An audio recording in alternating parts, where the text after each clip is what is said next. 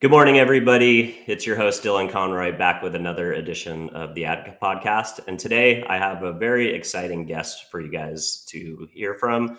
Joshua Lowcock is the president of media at Quad.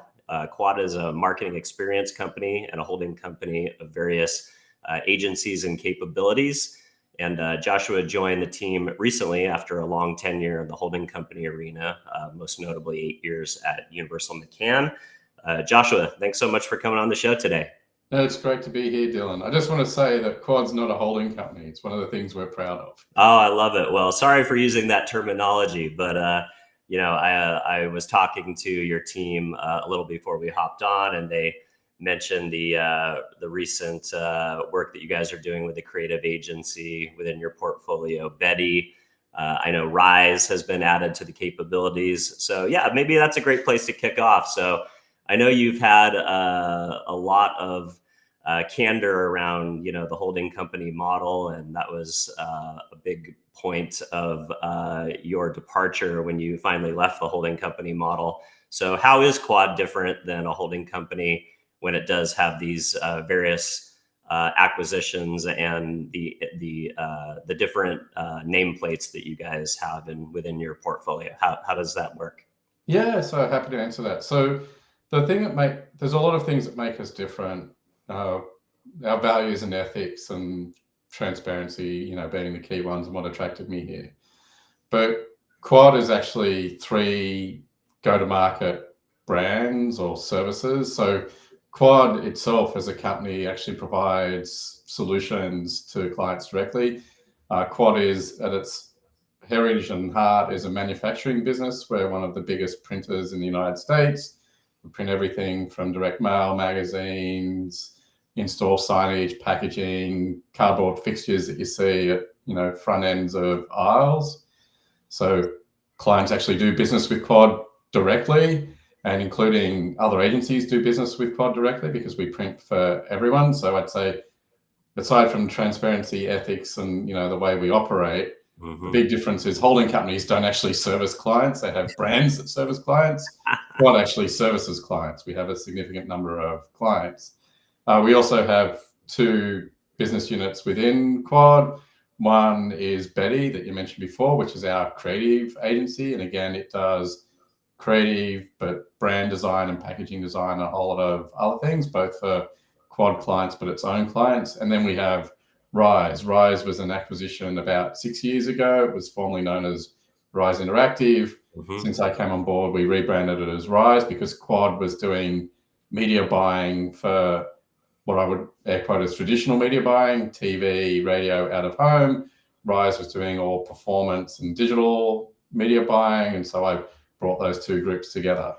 So we've got Quad that's client-facing, Betty that's client-facing, and Rise that's client-facing.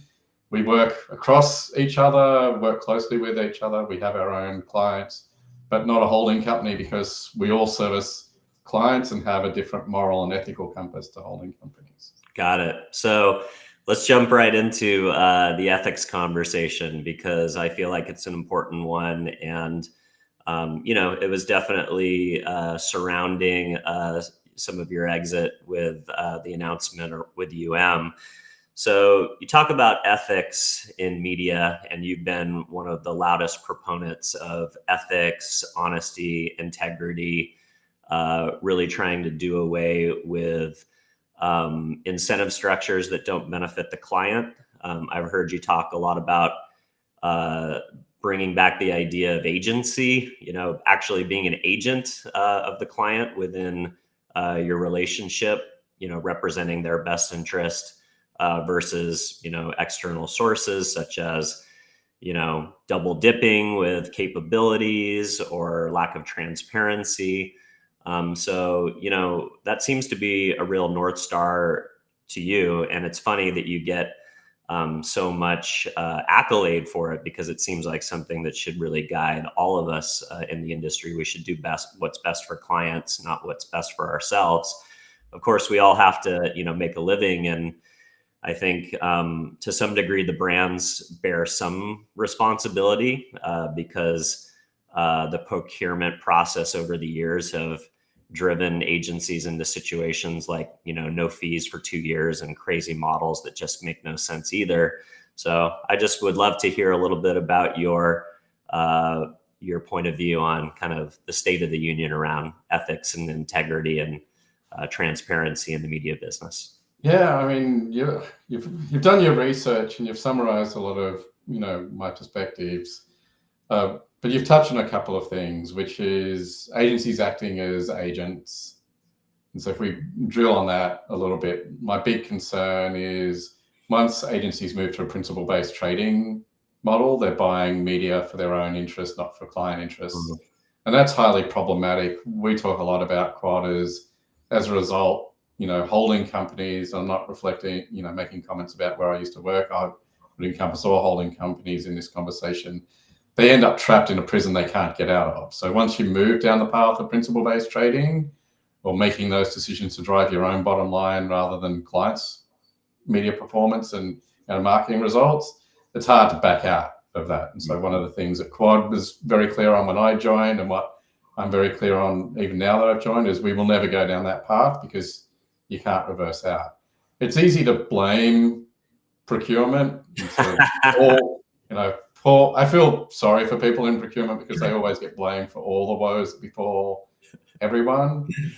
But it gets back to the announcement I made when I, left which is people need to have honest conversations and say publicly what they say privately. So you can't sit in a room with a procurement individual and they go, I want the first 6 months or the first year free, and nod your head and then go sit in your office and go, oh, this is insane. What are we doing? This is unacceptable. Mm-hmm. You need to have the conversations about, well, exactly how do you expect me to make money? Like, I should, do I go to a brand and go, well, I love your products, but before I buy them, I want to get them free for a year. Yeah. And then, I'll work out if I need to pay for them. We need to have more honest and grown-up conversations. I don't know why people are so fearful. I think that's, again, I talk about, being an agent for a client. One of the things that an agent needs to do is also have an honest conversation about, well, the way you're treating me is unfair and inappropriate. And if you want me to act in your best interest, these are some of the other things that need to be true.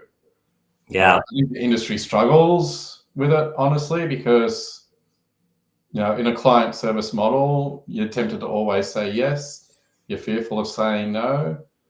But you need to win and lose on your own terms that drives, something that best interest for everyone, but also where you can sleep at night and feel good about the work you're doing and the decisions you've made.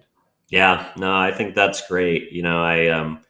I recently had a conversation with Trip Westbrook, who owns a small agency in Texas called Firehouse. And, one of the hard lines that he had to come up with on the creative pitching process is that, he would rather not take compensation to pitch and retain ownership of his IP than be paid for a pitch. But then all of his ideas get basically, are the clients and the agency that wins the pitch if for whatever reason they don't win. And that's a hard line for him. He will not participate in those types of pitches. And I think you're right. I think, you're probably right that procurement gets blamed as the boogeyman too often. But with the transparency aspect of, if agencies would stand up and have some of these non-negotiable hard lines, maybe not call them hard lines, but, things they're not willing to do. It's just honest conversations. I find it comical because, agencies historically have prided themselves on their negotiating ability with media partners. Right. But for some reason, when they get to negotiating with clients, all bets are off. They forget how to negotiate and they forget how to say what is and isn't acceptable. Yeah, you're right. I think the power floats downstream, right? Like clients look out and see a sea of agencies and they say, well, there's a lot more of you than there are of us. So you guys are gonna, do what we say. And then vice versa. On the vendor side, there's a lot more of us than there are of agencies. So we get maybe in a similar situation. But well, That was a fascinating way to kick off the interview, and we will revisit some of these topics. But I also want to learn a little bit more about you, Joshua, just a little bit more of your origin story. So, from my research, I understand you're from Australia. I really only know you going back to Universal McCann. So, curious if you could give us a little bit more of your origin story, some of the stepping stones as you made your way up to becoming the president of Media at Quad. Yeah, I mean, my origin story, I grew up, I'm obviously Australian. I'm not ashamed of that, quite proud of the fact. Grew up in a very small town. And when I say small town, like a very small town, doesn't even have a traffic light kind of small town. And did my undergraduate degree in communications and started my career working in software development of all places and writing user documentation for accounting software, which may sound like the most boring career path you could ever tread. But it was an exciting time to be in that space because I'd used the internet at college, university, as we call it in Australia. And I went to that company. I was like, you all need to be on the internet. Like, you make accounting software, you got software updates all the time. This will date me quite a bit. We used to send out weekly patch discs because accounting laws would change. I'm like, we should just get online and encourage accountants to get online and offer software download updates. Like, it's a no-brainer now, but it was quite revolutionary then. And so I built their first website. And from that, my career progressed in other sort of digital adjacent fields. Went and worked for Ernst & Young in corporate finance and consulting services. And that's when I really sort of slingshotted out of Australia. I went and moved up to Hong Kong, did some consulting work there, bounced around working in Asia a bit. And the great thing about consulting is you get exposed to a lot of industries, got exposed to working in the media industry, fell in love with that, actually worked in the music industry for a while, which seems surprising for a person like me. And then from that, went and worked in London for a bit of time, but then spent 6 years working for a broadcaster, like a broadcast TV network in Australia. And from that, had a lot more experience to the direct advertising side of the media business. And from there, I moved to China. And, the big career advice I go to everyone is take every call, every cup of coffee. If there's an opportunity that seems good, you should say yes to it, even if it involves risk.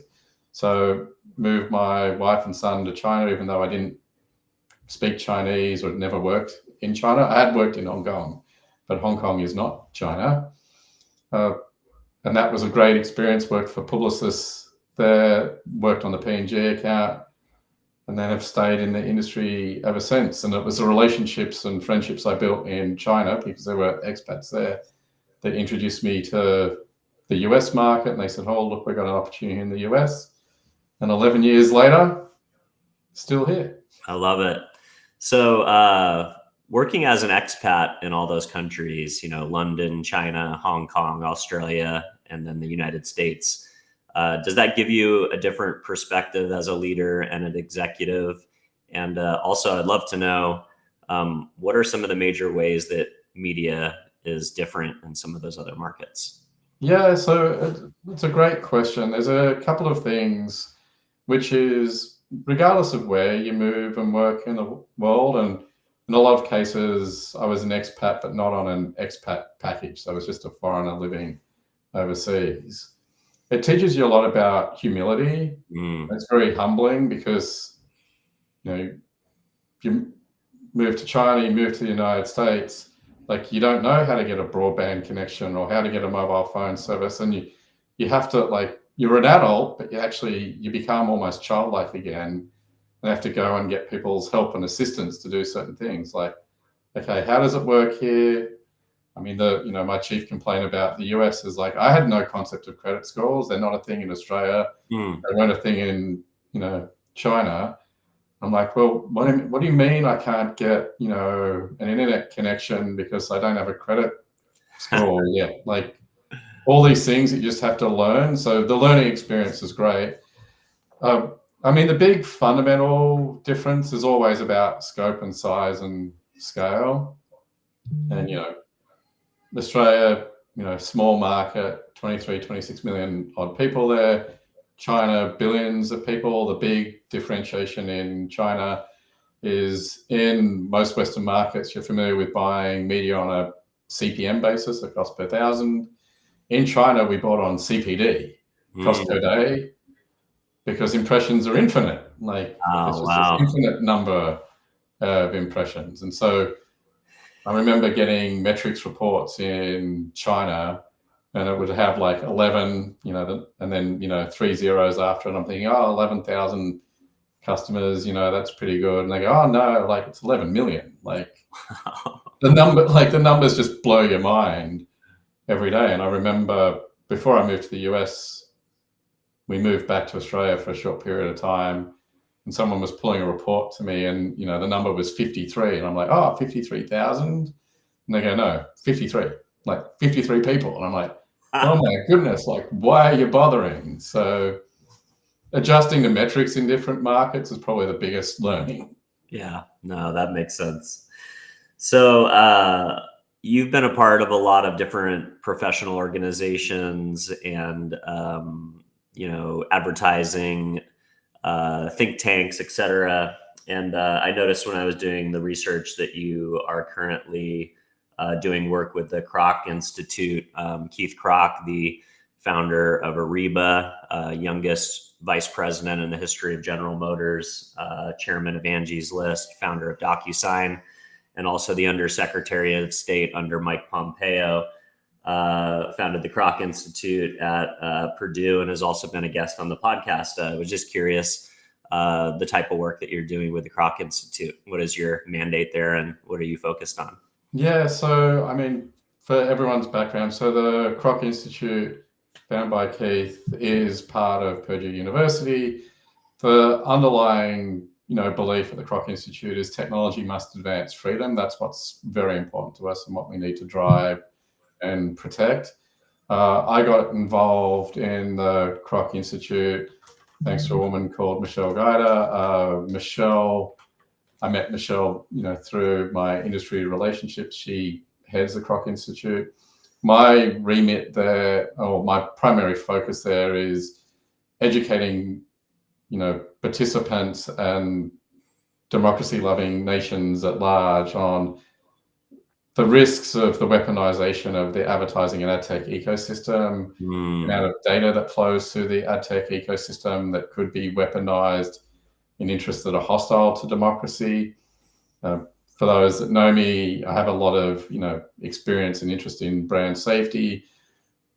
The Kroc Institute involvement is less about brand safety, but more about how disinformation can be amplified and flow on the digital ecosystem at large, the way that disinformation can be monetized, so that leaky bucket of money flowing to nations that are hostile or sanctioned by the US or other, NATO-aligned countries. So essentially inoculating democracy and society from the harms that can come from the weaponization of digital advertising and data.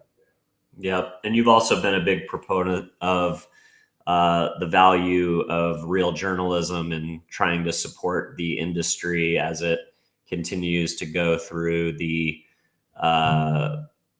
downsizing and consolidation. Would be curious, as an advertising executive, what is your perspective on the current state of journalism? Yeah, so that's a wild card, big question. I always talk about we need journalism with a capital J, and by what I mean by that is investigative journalism that fiercely holds everyone accountable, and that would include the advertising industry, myself, public officials, no holds barred. The state of journalism, I think that's a complex question to answer, because there's the dichotomy that you've got to deal with is, I believe there's a lot of quality journalism out there. There's a lot of great independent journalism. I subscribe to a lot of newsletters that are, and I'm a paid subscriber to a lot of newsletters that really do back and stuff like that. do good quality journalism, and there's a lot of startup companies in 404 Media, for example. If you're interested in tech and digital, 404 Media is probably one of the best emerging investigative journalisms that really holds the industry to account and does great investigative work. I think the state of journalism today is a factor of like, how are they making money? How are they making those trade-offs? I feel for news publishers right now, because it's a tough environment and you're seeing a contraction, and I really worry about news deserts. Whole markets without quality journalism. And getting back to our conversation about the Kroc Institute, what I more worry about is the ability of bad actors to drop into a market, fill those vacuums, and so disinformation and partisan policy to sort of rig elections or drive a political agenda that might not be aligned with the best interests of society and democracy. Yeah, no, I think you're so right. I think the promise of digital is the best things rise to the top, but then you also get these monolith monopolies at the top of every category, right? Like nobody wants to buy food from the second best pet e-commerce company. It always kind of rises to the top. And when you get this consolidation of news around publishers that are based in New York and LA and Washington DC, it makes it hard to find news that's relevant to you as a consumer in your local market. We're lucky with the San Diego Union Tribune. We still have a pretty good voice here in for local, but it seems like that's becoming harder and harder when you get down to the community level, the neighborhood level, et cetera. And that's local politics defines regional politics, defines state, defines federal. I mean, just like I mentioned, 404 Media. If you want to support independent journalism and subscribe to a newsletter, Judd Legum's Popular Information is another great source. It actually, independent journalism outperforms and punches above its weight on the national stage. A lot of national stories now come from investigative reports on his newsletter. And if I can give my sales pitch, aside from Quad's an amazing business and you should all do business with it, of course, support quality independent journalism that does proper investigative work. Yeah, I love that. So I want to switch gears a little bit to a conversation that I heard you have at Cannes around contextual environments in which to run media, talking about the mobile ecosystem. And I thought a quote that you gave in that interview is really a great one. It was "Killing time is the killer app." And I think you were talking about the idea that when you're killing time, you are fully engaged and you are generally within, something that you're passionate about. You were talking about the gaming environment, and the idea now that gaming and mobile games inventory and traffic is absolutely great for brand and also performance. But the idea now that you have clients that are also app companies, whether that's e-commerce or retailers, and now you can serve up an ad that drives people not just to an app to install or to initiate, but you can send them several layers deep and get them as close to conversion as possible. The idea maybe thinking that, if someone's playing games for an hour, maybe it's time for them to order lunch or something like that. I find that fascinating. I just love the idea of low friction attribution when you make things easy for the consumer to interact with ads and then go all the way to purchase, so you're not wasting time and clicking around. Would love to hear a little bit more about that. Yeah, so let's go back to the statement where I said that, killing time is the killer application. I think, everybody's trying to, the industry obsesses about attention and finding audiences. And, when people are engaged in long form content, it's hard to, the industry term in video is to telescope. So bring them into, another experience. But when you're killing time, you're looking for distraction or entertainment, like you actually have free time. Yep. So what I like about mobile apps and mobile games is when people are in that moment, they're either waiting for the subway, they're looking for distraction or something to do. And if you can excite them with the right advertising or right message, it might actually be the best time to engage with them as a consumer and get them to take action. So I don't, someone who's an hour into playing a game, and I'm an avid gamer myself, might not be the best time to try and distract me because I'm like desperately trying to complete a level or a quest.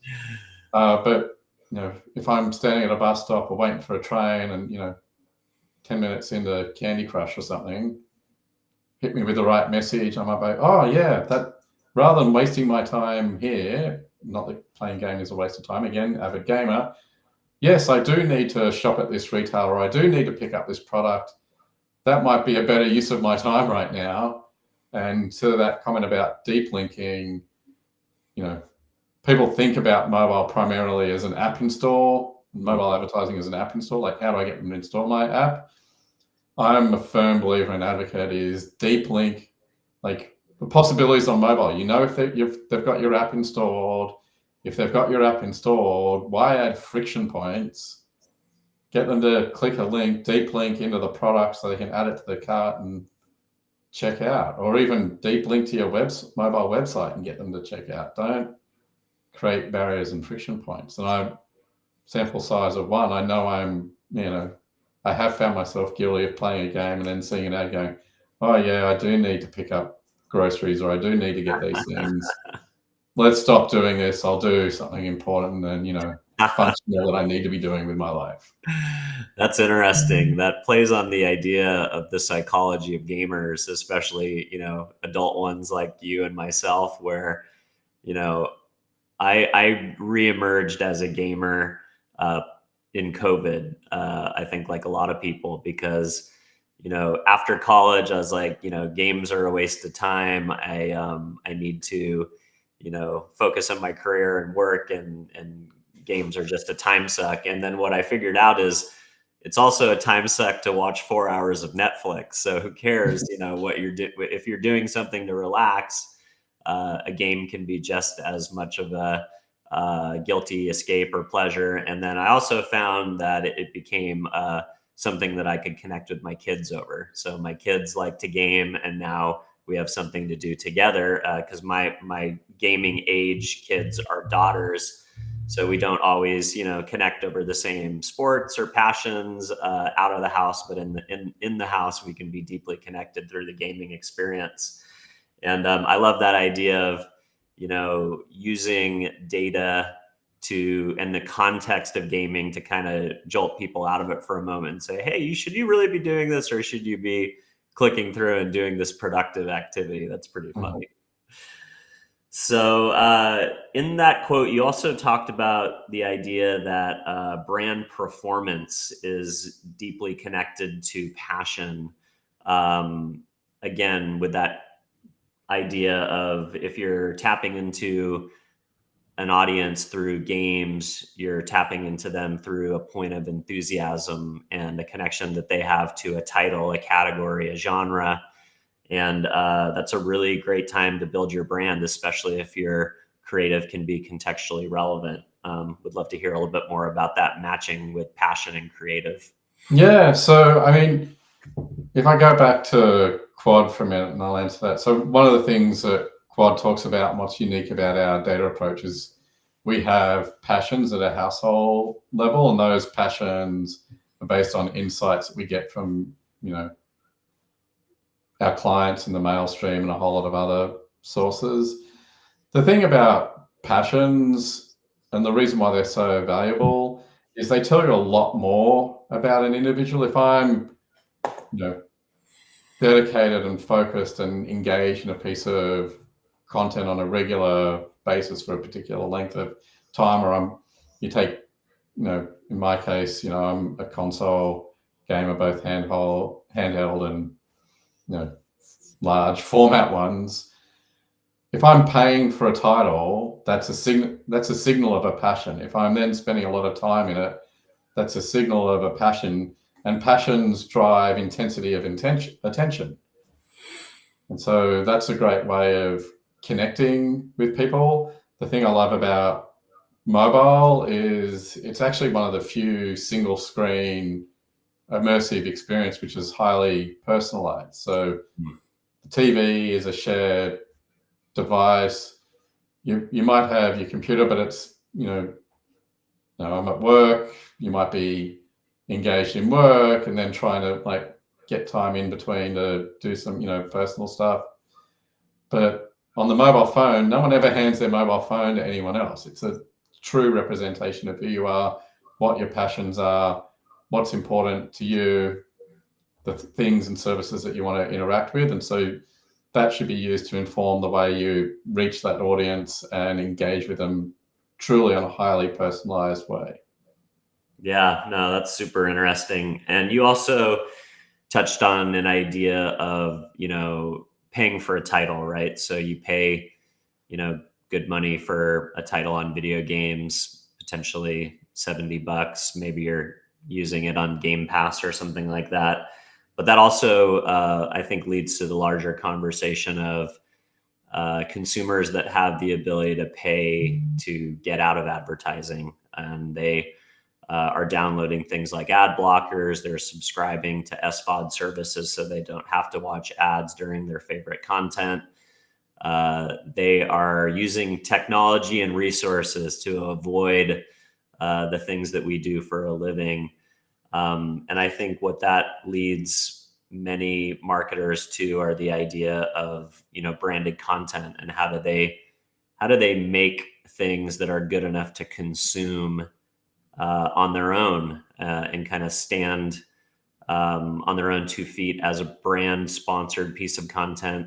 Do you have any thoughts around the proliferation of people trying to escape advertising at every corner, and how brands can actually do things that will attract consumers to them because the content is great, such as branded documentaries and films, or branded series, that end up on Netflix, or even a short form documentary on YouTube or something like that? Yeah, so I mean, I have a lot of thoughts about it, and I think content is the future of advertising. The bit that's ironic is if you go back to the 1950s, content and advertising were linked, like they weren't separated and delineated. You had, like, the term soap opera comes from the fact that soap companies actually help fund this sort of content.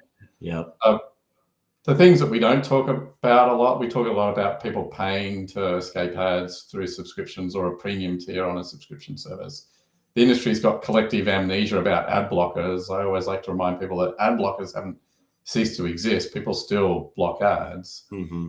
I think brands need to lean into creating content. I think the lesson for brands is, what does content look like and what does creative look like, and do you need to cede a bit of control and change the way you storytell and tell a narrative? I think the creator economy has been very useful and important for that, because you look at some of the best brand created content, it comes from creators co-creating for brands. It doesn't come from brands creating a series and then pushing out on YouTube and then spending a bucket load of marketing dollars to try and convince you to watch their 30-minute series about, toilets and tapware. Right? So it has to be integrated into compelling and interesting content. But to all of these things, it require, we started the conversation talking about maturity of conversations between, agencies and procurement departments. There's also maturity of conversations between agencies, creators, and marketers going, you know what?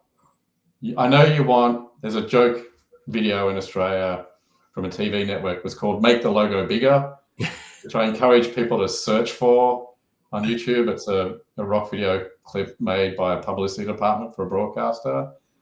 Like, brands will go, well, I want to do the series, but I want my logo here and I want a 15-second shot of the product. You're like, that's not creating content that respects the consumer. And so I think the more brands lean into that, I think also the better the advertising ecosystem will get, because the reason why people pay to avoid ads and they use ad blockers is because the industry fundamentally failed the consumer by making ads and ad experiences that were respectful for the consumer, that were delightful and entertaining and things that people wanted to engage with. You look at pop-up ads, like, oh my God, like we made pop-up ads as an industry. We should be ashamed of that. Here's consumer experience. We created an environment that, of course, people would block ads and skip them. Yeah, no, you're right. I think it's a call to all of us to make better advertising, not just creatively, but also in the user experience, to blend into the environments in which we're consuming them. So, yeah. All right, I want to shift gears a little bit again to go back a level up on kind of your perspective around leadership and some things that you're doing for corporations around the idea of advisory board. I thought that was very fascinating.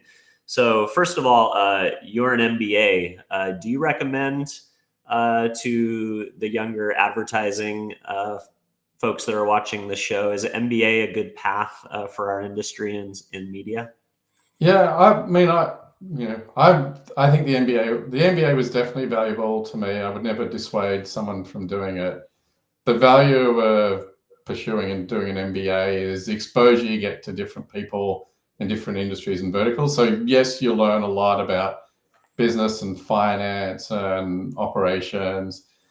But the other one is sitting down with a lot of, other executives who are talking about the fundamental business challenges that they're trying to solve. And I think the value for me as a marketing and agency executive is, it's very tempting to think that the goal of advertising is to buy advertising and to reach an audience, but the goal of advertising is to drive business results and outcomes. Yep. And you need to really be having commercial conversations with your clients. Like, clients don't want to buy 18 to 35-year-old females just for the fun of it.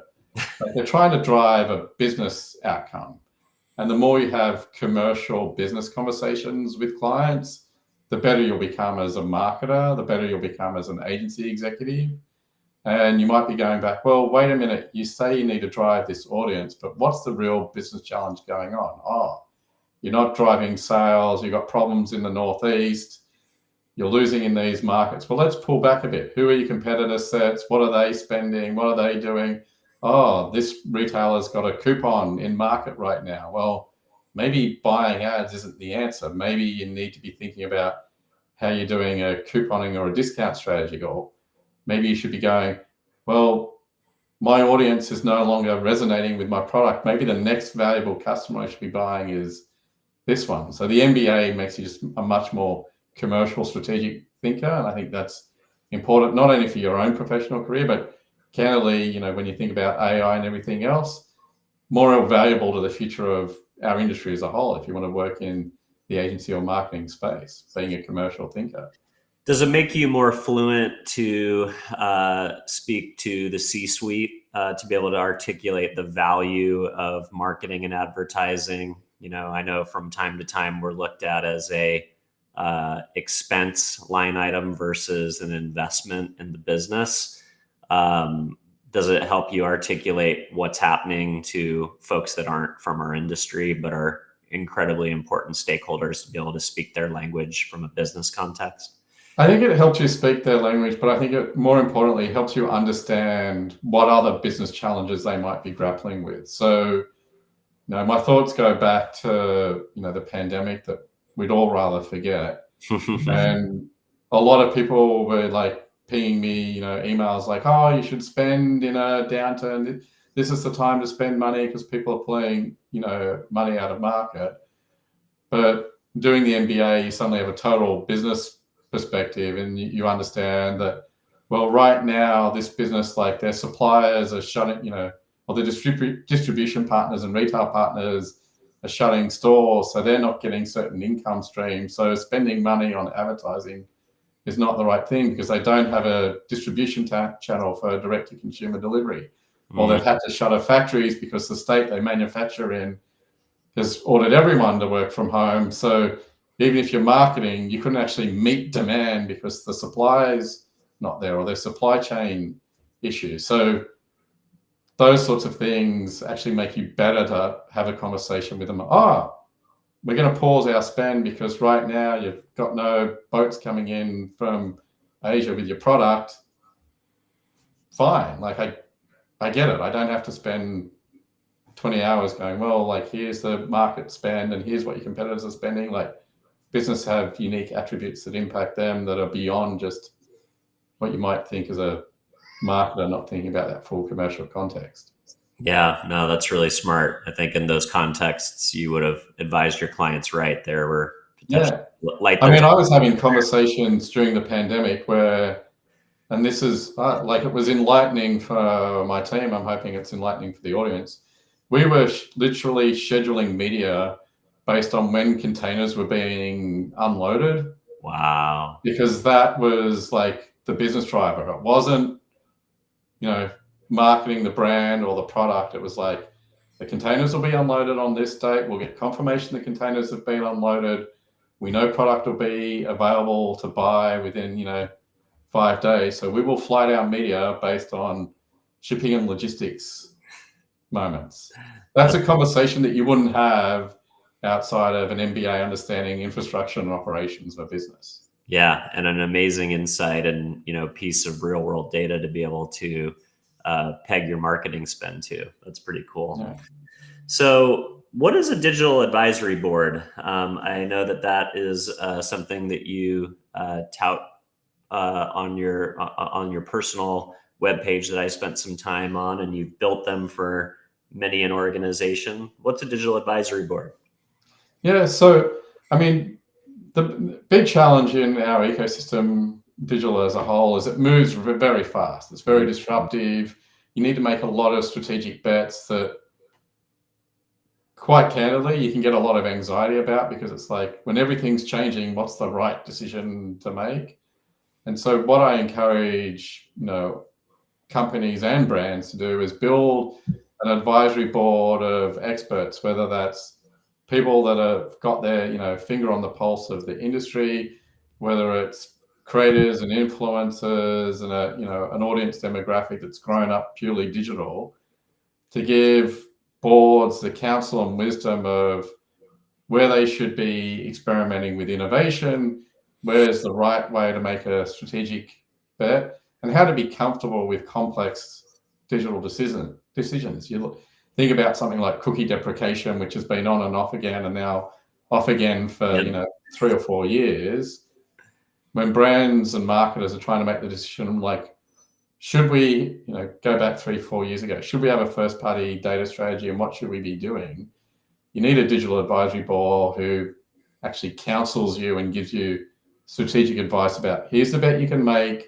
If the industry pivots, here's how you can pivot again, because digital, people that work in the digital industry, we're used to pivoting and changing on a dime based on what happens. But boards need that expertise, because what I found more often than not is boards lack those, even today, they lack that digital native, digital expertise to guide them or make them think about things that they really should be thinking about to future-proof their business.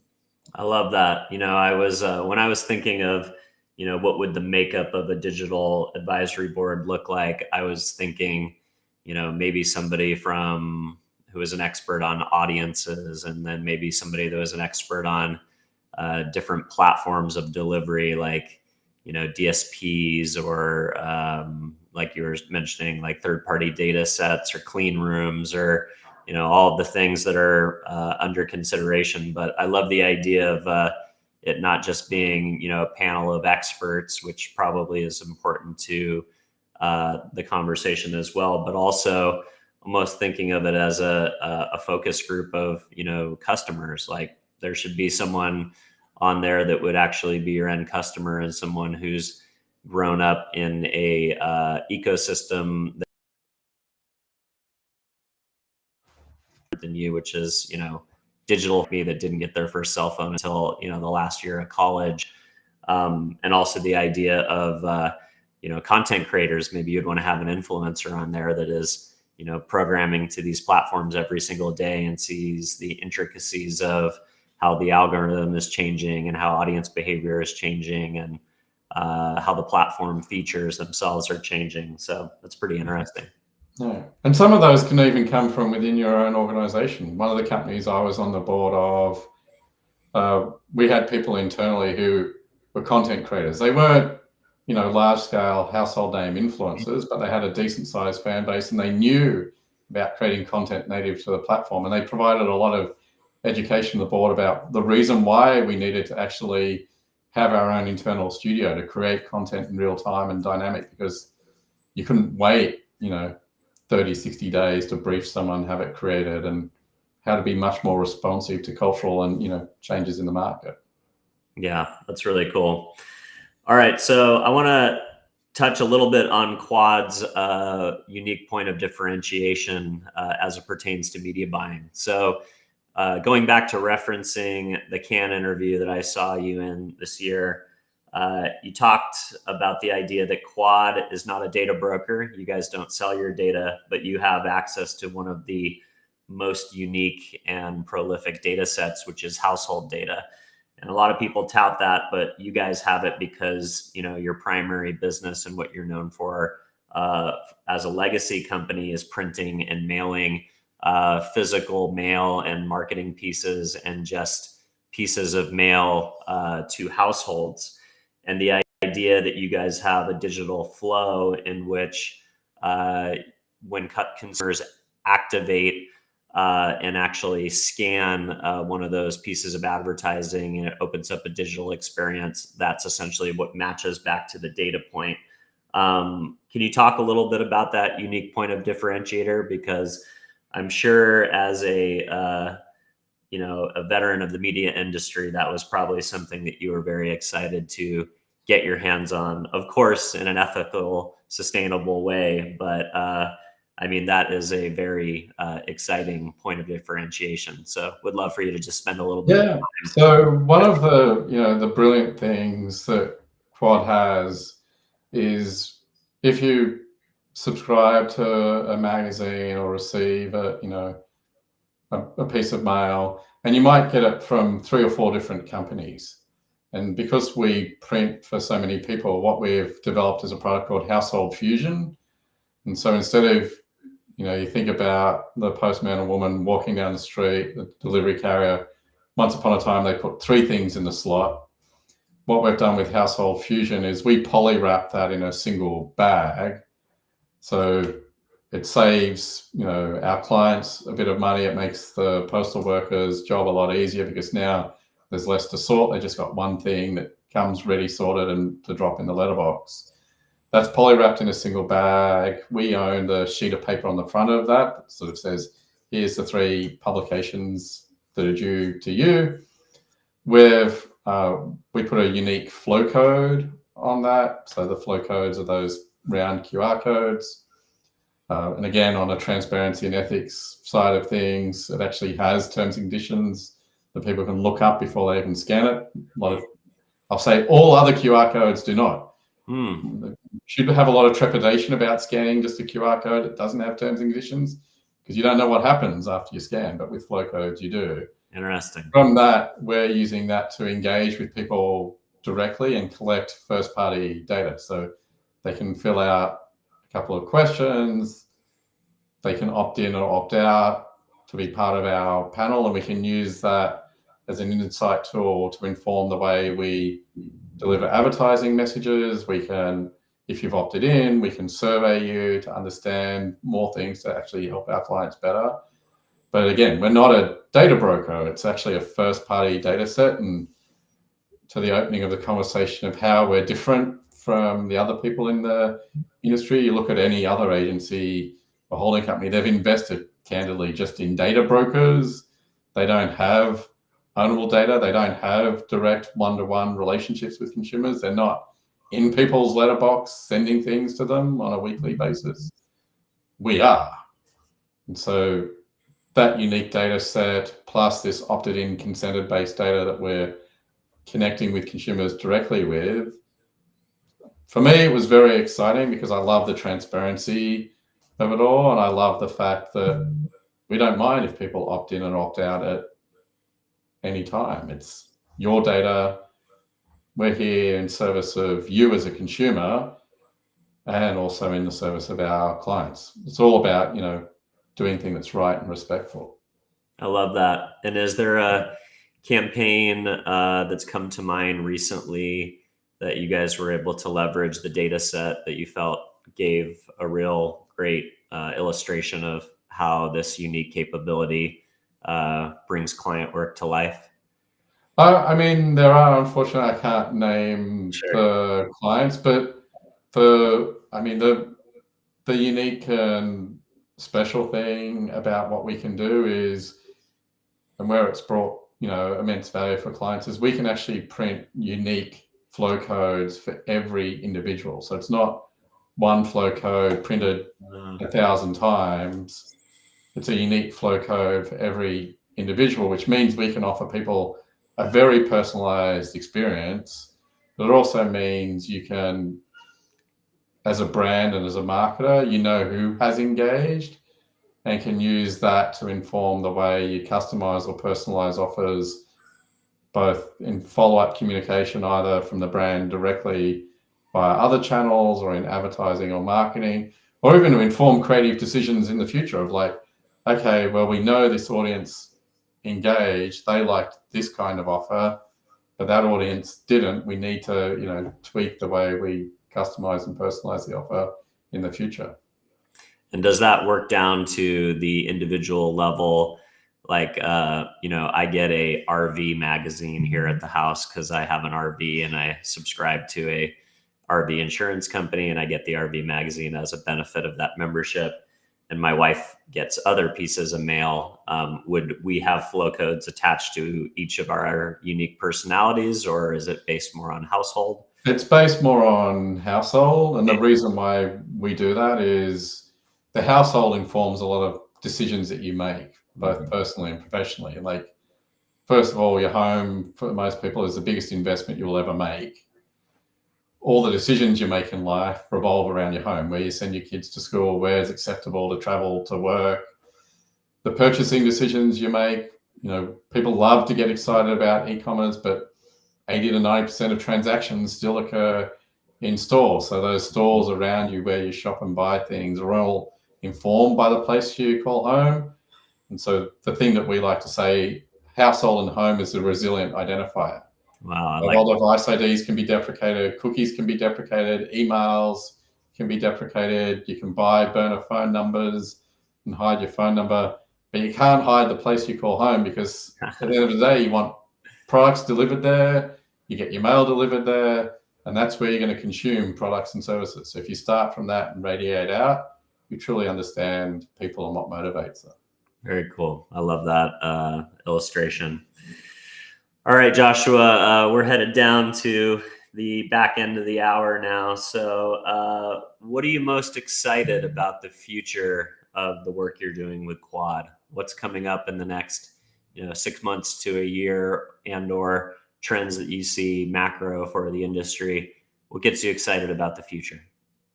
I mean, what gets me excited about the future is there is clearly a lot of appetite and interest from clients in the value and moral position and ethical position we're taking. There's a lot of frustration with the status quo of agencies not acting in the best interest of clients. If I think about what we're doing as a business, I love what we're doing with Household Fusion and that unique data offering that we're building and we'll have that no one else will be able to do, because candidly, no one else plays in the mailing space like we do. The other things I'm excited for is the way that we're leaning into the commerce space. And we have a lot of retail and CPG clients. I think the commerce space is ripe for disruption. And on that end, that's both digital and physical. One of the things we're doing at Quad is we've got a product we're rolling out called In-Store Connect, and we're rolling out digital screens, a digital network in store across hundreds of retailers. And that's not, the old fashioned way of screens at checkout that tell you to buy ice cream, which is too late by the time you're at checkout. Yeah. These are very smart, thin screens that fit in aisle. As if you're familiar with retail, they look like the flags. They're very thin, narrow screens that hang off the aisle. With 80% of transactions occurring in stores, we think the future of retail media is in store. And the fact that we're going to plug that into the programmatic ecosystem and deliver values to consumers who are trying to discover new products and services, but also in the interests of brands, who are trying to, reach consumers, and the interests of retailers who want to actually reap the benefit of digital advertising, who might have missed out on digital retail media networks. I'm super excited for our In-Store Connect offering. Yeah, that sounds really cool. I feel like these screens becoming digital and in more touch points of our lives is inevitable. And like we talked about before, if they add value to product discovery or discounts in real time, or other things that add value to the consumer's experience, that's an exciting new world. Exactly. Very cool. All right, Joshua, would you like to plug anything or let people know where to find you or how to get in touch? I mean, you should always visit meetrise.com, which is our media agency, or quad.com, to learn about all the solutions we offer to make the marketing experience better. But if you know me, please connect on LinkedIn if we're not already connected already. And I have a personal website, joshualowcock.com, where a lot of the things we talked about on my personal experience, I've got there in detail if anybody's ever interested. Yeah, I loved your blog and some of the practical advice that you put out on your blog. So thank you for that. All right, everybody at home, please subscribe to the show wherever you are listening or watching today if you want to see more episodes from me and thought leaders throughout the advertising and marketing industry. And if you would be so kind as to rate the show, and if you'd like to give us a good review, that's how the show finds a more organic audience. And most importantly, if there is somebody out there in media land that you think would benefit from my conversation with Joshua today about some of the things that he's working on, but the bigger picture of ethics and transparency in the media industry, he's always a great beacon for those ideas and topics. And please feel free to share the show with a colleague. So with that, we'll go ahead and wrap up. Joshua, thank you so much for coming on, sir.